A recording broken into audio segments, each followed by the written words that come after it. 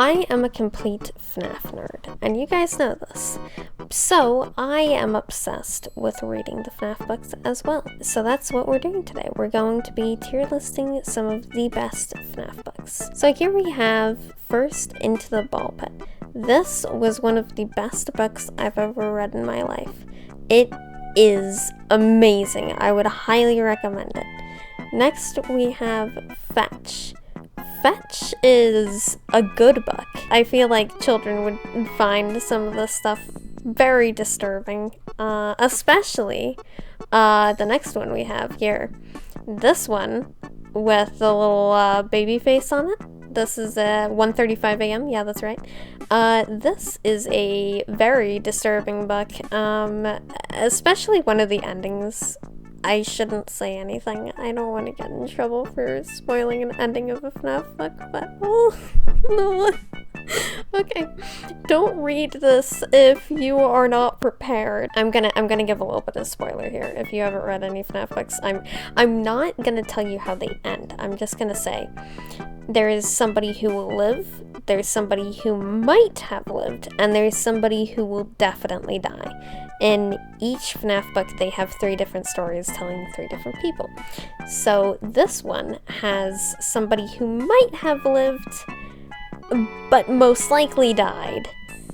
And that is very disturbing, so we're gonna put that there. Now we're moving on to one of the best series ever, in my opinion.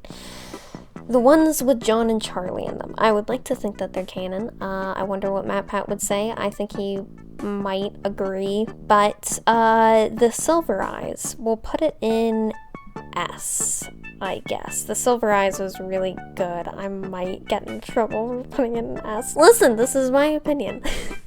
Which is the correct one, but, you know, I mean, who's saying? Then we have The Fourth Closet, I think is the best FNAF book.